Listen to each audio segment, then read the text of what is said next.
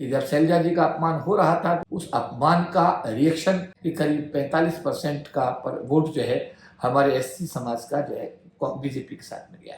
पर डॉक्टर अंबेडकर का जो सपना था कि देश के गरीब तबके को राष्ट्र की मूलधारा में लाना है, लेकिन एससी एसटी का सरकारी क्षेत्र जब खत्म हो गया तो क्या सरकार की जिम्मेदारी नहीं बनती है कि वो निजी क्षेत्र में आरक्षण ला करके पहले तो सरकारी क्षेत्र का निजीकरण बंद कर दे और जो निजी क्षेत्र बन चुका है उसमें आरक्षण की व्यवस्था करते, तो अभी तो एससी एसटी के लोगों का डेवलपमेंट होगा। जो लोग बाबा साहब अम्बेडकर के दिए हुए आरक्षण से लोकसभा में पहुंचे, अरे मेरे भाइयों, अरे आवाज तो उठाओ यार, आवाज तो उठाओ, समाज की बात तो करो। छांटो अम्बेडकरवादियों को, छांटो बाबा साहब के सिपाहियों को, छांटो बाबा साहब के मिशन के सच्चे अनुयायियों को, और उनको लोकसभा विधानसभा में जब तक आप नहीं भेजोगे तब तक आपकी आवाज लोकसभा विधानसभा में गूंजेगी नहीं।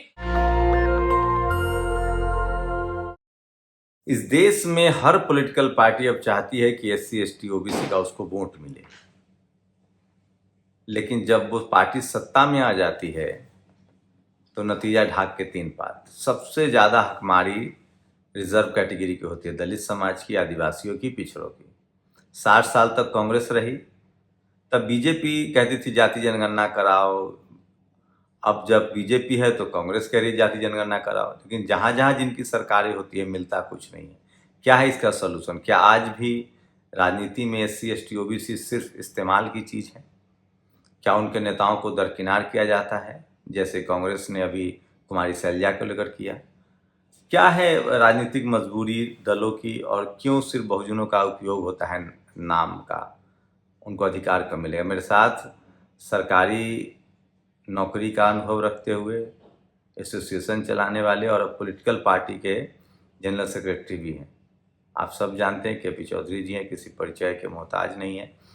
चौधरी जी, आजकल सारी पार्टियों को अब देखिए तो एससी एसटी ओबीसी की बात करती है, लेकिन क्या ग्राउंड पर कुछ स्थितियां बदल रही है? नहीं, किसी भी राजनीतिक पार्टी का अनुसूचित जाति जनजाति समाज के विकास से दूर दूर तक कोई लेना देना नहीं है। हम आम आदमी पार्टी की ही बात करते हैं तो हम देखते हैं कि जो हमारे अरविंद केजरीवाल साहब थे, झाड़ू के चुनाव चिन्ह के आधार पर उन्होंने वाल्मीकि समाज का, एससी समाज का, उन्होंने ओबीसी समाज का, माइनॉरिटी समाज का, उन्होंने बहुत सारे वोट को उन्होंने उनको एक बड़ा भारी, और मैं कहूँगा भारत वर्ल्ड के या दुनिया के अगर डेमोक्रेसी में देखें तो सबसे ज़्यादा बहुमत दिल्ली में उनको प्राप्त हुआ। उसके बाद में उन्होंने बाबा साहब अम्बेडकर की फोटो का इस्तेमाल पंजाब में किया, और उसके बाद में जब उनको वहाँ पर सरकार बनी और जब 10 सांसद राज्यसभा में भेजने का नंबर आया तो 10 सांसदों, मुझे बड़े अफसोस के साथ मैं अपने समाज के लोगों को कहना चाहता हूँ, ना उन्हें एक भी एससी दिखाई दिया, ना उन्हें कोई एसटी दिखाई दिया, ना उन्हें कोई ओबीसी दिखाई दिया, ना उन्हें कोई मुसलमान माइनॉरिटी या कोई दूसरा समाज का भी दिखाई दिया। उन्होंने अपने बनिए अपने सामान्य जाति के 10 के 10 सांसदों को बनाकर ये सिद्ध कर दिया कि वोट हमारी और राज उनका चलता रहेगा, चलता रहेगा। हालांकि हमारा नारा होता है कि वोट हमारी राज तुम्हारा नहीं चलेगा,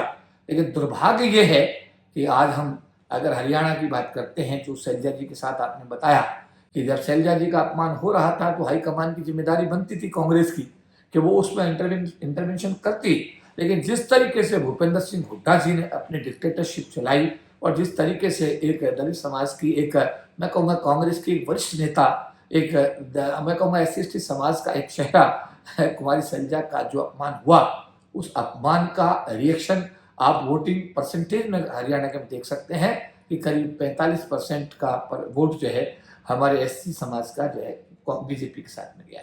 तो कहने का मेरा गर्ज यह है कि यहाँ पर ये बात मायने रखती है कि जो अभी आपने कहा है कि आप देखिए, मैं ये कहता हूँ सरकारें, एक तो दो चीज समझ में नहीं आती। डॉक्टर अम्बेडकर के नाम पे स्मारक बनाया, धन्यवाद, आपने डॉक्टर अम्बेडकर का परिनिर्माण जहां हुआ वहां आपने बनाया, बहुत अच्छा किया, आपने बहुत सारे काम किए, पर डॉक्टर अम्बेडकर का जो सपना था कि देश के गरीब तबके को राष्ट्र की मूलधारा में लाना है, उसके लिए उन्होंने संविधान में प्रावधान किए कि सरकारी नौकरी में 22.5% का रिजर्वेशन एससी एसटी को, 25% का आरक्षण उन्होंने विधानसभा और लोकसभा के अंदर प्रोवाइड किया।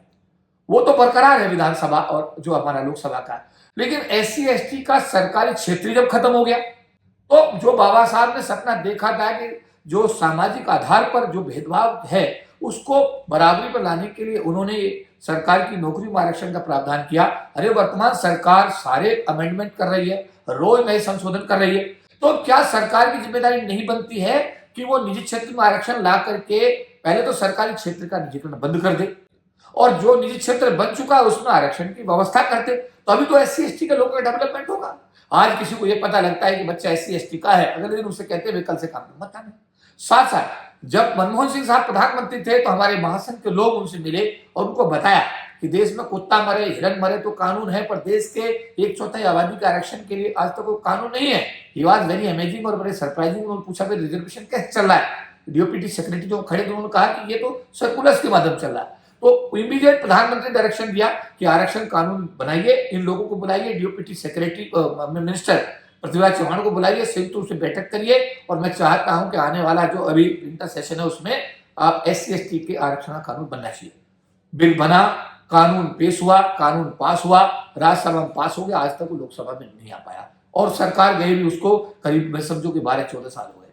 तो मेरा कहने का मतलब ये, कहने में कांग्रेस का जो जब सरकार में जब सत्ता में कांग्रेस आई थी, आज से करीब 20 साल पहले जब सत्ता में आई थी, तो उन्होंने शिमला में जो अपना घोषणा पत्र जारी किया था उसमें निजी क्षेत्र में आरक्षण करने की वकालत की गई थी। कहा गया था कि हम सत्ता में आए तो आरक्षण जो है निजी क्षेत्र में देंगे। लेकिन बड़े मजे की बात है कि 10 साल वो सरकार, एक टर्म में 2 टर्म रही, लेकिन 10 साल में उन्होंने इस दिशा में कोई भी जो प्रयास किए वो प्रयास आज तक सार्थक नहीं हुए। और 10 साल से सरकार दूसरी भी है। मोदी साहब बोलते हैं कि मैं OBC समाज से आता हूँ, बहुत अच्छी बात है। गरीब बाप माँ का बेटा, बहुत अच्छी बात है। गरीबों के दर्द को समझते, बहुत अच्छी बात है। अरे ये सबसे देश का सबसे बड़ा जाति का आधार का दंश झेलने वाला इन गरीबों का भी तो आप जो है ना दर्द को समझिए। आप जब निजी क्षेत्र में जमीन उनको दे रहे हैं, बैंकों का पैसा दे रहे हैं, पैसा लेकर वो भाग जाते हैं, उनको पकड़ा भी नहीं जाता है, सब पैसा सरकार का नहीं, भारत का पैसा, आम आदमी का टैक्स का पैसा है, उसके बावजूद भी आप निजी क्षेत्र में आरक्षण नहीं कर रहे हैं। तो मैं कहूंगा SC ST समाज के साथ खुली बेईमानी, खुली बेईमानी, खुली बेईमानी। और इसके लिए समाज को आगे आना पड़ेगा, आगे आना पड़ेगा, आगे आना पड़ेगा। जिस तरह 1997 में जब सुप्रीम कोर्ट ने आरक्षण विरोधी आदेश निकाले थे, उसको लेकर के पूरा देश सड़क पर आया था। रामला मैदान में लाखों लोगों की रैलियां हुई थी। संविधान में संशोधन 3 दिन हुए, 3 दिन तक लोकसभा बंद रहा।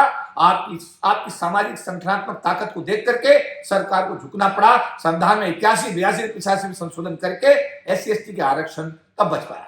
समय वही है, बच्चा रोता नहीं तो माँ भी उसको दूध नहीं पिलाती। ये सच है। दुनिया का सबसे ज्यादा मजबूत रिश्ता माँ और बच्चे का माना जाता है। अगर माँ भी दूध तब पिलाती है जब बच्चा रोता है। तो मेरा कहना आप लोगों से यही रहेगा कि अपने अधिकारों की लड़ाई के लिए राजनीतिक नेताओं के भरोसे बिल्कुल मत बैठिएगा। अपने सामाजिक आंदोलन को मजबूत करिएगा, समाज की शक्ति को आप बढ़ाइएगा। हम सबकी जिम्मेदारी बनती है। अगर हम सामाजिक शक्ति को मजबूत करेंगे, अपने सामाजिक आंदोलन को तेज करेंगे, तभी अपने इस अनुसूचित जाति जनजाति समाज के अधिकारों को बचाने में कामयाब हो सकते हैं। क्या लग रहा है चौधरी जी, अभी हाल में देखें कि पॉलिटिकल रिप्रेजेंटेशन तो मिल रहा है, SC ST OBC के लोगों को, नेता जो जिस दल में है उनको तो मौका मिल रहा है। क्या आम समाज के लिए उनकी चुप्पी का घातक साबित हो रही है? कौन कहता है मिल रहा है? For the sake of name लोग बने हुए हैं, गवर्नर बने हुए, for the sake of name है। नहीं, जो सत्ता में है या जो अपोजिशन में है, मैं कह रहा हूं जो लोग सत्तारूढ़ पार्टी के साथ में भारत सरकार में मंत्री का काम भी देख रहे हैं, मेरा सीधा सीधा सवाल है साहब, आप 25% के रिजर्वेशन से लोकसभा में आए हैं, SC ST को रिप्रेजेंटेशन देना इसलिए आप मिनिस्टर बने हैं। मेरा सीधा सीधा सवाल है कि जो लोग सरकार में इस समय हैं या इससे पहले जो UPA की सरकार थी, जो लोग उसमें भी थे, समाज के बीच वो कितना जाते थे, समाज की बैठकें वो कितना लेते थे, समाज के मुद्दे वो कितना उठाते थे, समाज के हकों की बात वो कितना करते थे, ये मेरा पहली सरकारों में जो मंत्री रहे उनसे भी सवाल है। और आज जो सरकार चल रही है उसमें जो पदों पर बैठे, मेरा उनसे भी सीधा सीधा सवाल है कि क्या समाज के जो हक हैं, हकूक हैं, समाज के जो राइट्स हैं, जो उनको अधिकार मिलने चाहिए, जो उनके साथ अन्याय हो रहा है उसको रोकथाम होनी चाहिए, क्या वर्तमान सरकार में जो लोग मंत्री हैं या सांसद हैं, लॉ मेकर बॉडी के सदस्य हैं, क्या उनकी कोई जिम्मेदारी बनती है? नहीं बनती है? मेरे हिसाब से तो बनती है। डॉक्टर अंबेडकर कोलंबिया विश्वविद्यालय में पढ़ रहे थे, वहां उन्हें प्रोफेसर बनाया जा रहा था। उन्होंने कहा मैं भारत वापस जाऊंगा। वो लंदन स्कूल ऑफ इकोनॉमिक्स में पढ़ रहे थे, उन्होंने कहा मैं प्रोफेसर नहीं बनूंगा, मैं इंडिया जाकर अपने गरीब लोगों के लिए काम करूंगा। कानून मंत्री के पद से उन्होंने जिस तरह इस्तीफा दिया उसमें ठोकर मारी और जिस तरीके से उन्होंने अपने समाज के लिए काम किया, उनके परिवार का कोई आदमी आज तक आईएएस नहीं बना, बाबा साहब अम्बेडकर के परिवार का कोई व्यक्ति आईपीएस नहीं बना, कोई उनका आज तक मिनिस्टर नहीं बना, कोई भी व्यक्ति उनके परिवार का, लेकिन उन्होंने हजारों लाखों आईपीएस बनाए, आईएएस बनाए, हजारों मेंबर ऑफ पार्लियामेंट बनाए, हजारों मंत्री बनाए, हजारों विधायक बनाए, लेकिन उनके परिवार का कोई भी आदमी उस लाभ से उनको नहीं उठा पाया जिसको कि वो उस समाज SC/ST समाज जिसके लिए उन्होंने काम किया है, समाज के लोगों ने उठाया। अगर एक डॉक्टर अम्बेडकर इतना बड़ा काम कर सकते हैं, तो क्या जो लोग उनके द्वारा बनाए गए संविधान से, उनके द्वारा दिए गए प्रावधानों से लाभान्वित हैं, क्या हम सबकी भी कोई जिम्मेदारी बनती है? अगर बनती है तो मेरा निवेदन सब लोगों से यही रहेगा कि जो लोग बाबा साहब अम्बेडकर के दिए हुए आरक्षण से लोकसभा में पहुंचे, अरे मेरे भाइयों, अरे आवाज तो उठाओ यार, आवाज तो उठाओ, समाज की बात तो करो। पार्टी लाइन एक तरफ है, समाज बड़ा है, पार्टी छोटी है, और आप पार्टी को बड़ा मान करके समाज की अगर आवाज नहीं उठाते हैं, जब पद से आप हटते हैं तो अपनी स्थिति देखिएगा कि समाज के आदमी आपको कितना पूछते हैं, आप देखिएगा।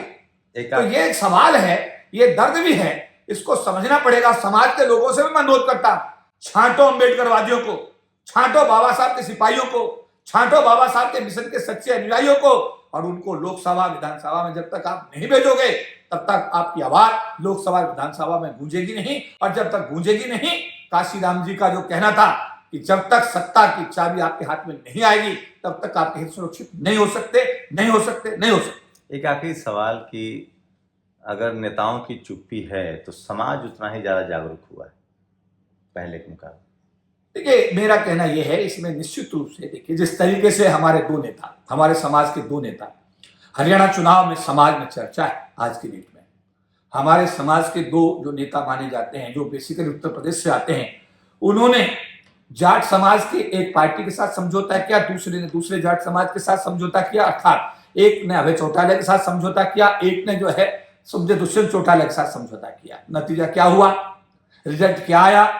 वो रिजल्ट पर चर्चा समाज में है कि क्या हुआ, ऐसी क्या मजबूरी थी कि हमने उन लोगों के साथ गठबंधन किया जिनके साथ हमारी विचारधारा भी मैच नहीं करती है।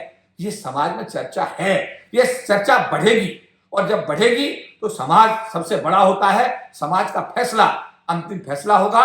और ऐसे लोग, मैं तो बड़ी बहुत जिम्मेदारी के साथ कहना चाहता हूं, जो लोग समाज को रोज बेचकर खा रहे हैं, समाज उनके प्रति जागरूक होता जा रहा है, समाज एक विकल्प की तलाश कर रहा है। जैसे समाज के सम्मुख एक विकल्प आएगा, निश्चित रूप से समाज अपना फैसला करेगा और अपने हितों को खुद सुनिश्चित करने की पहल करेगा।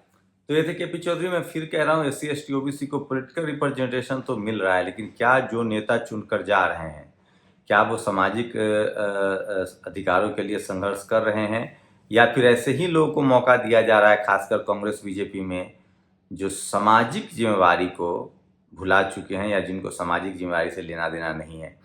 क्या रिजर्व सीट हो SC/ST का या OBC के जो लोग हों, क्या जो तमाम सवर्ण लीडरशिप वाली पार्टियां ऐसे लोग को चुनती हैं जो अपने सामाजिक हितों पर चुप्पी साध रखे? आप कितना सहमत हैं, असहमत हैं इन सवालों से, केपी चौधरी के सवालों से और जवाब से? आपकी राय बहुत ज़रूरी है, हमें राय करके अपनी राय बताइए। हम अगले वीडियो में आपकी राय को सवाल के तौर पर शामिल करेंगे। शुक्रिया हमें समय देने के लिए। धन्यवाद। जय विनोद है।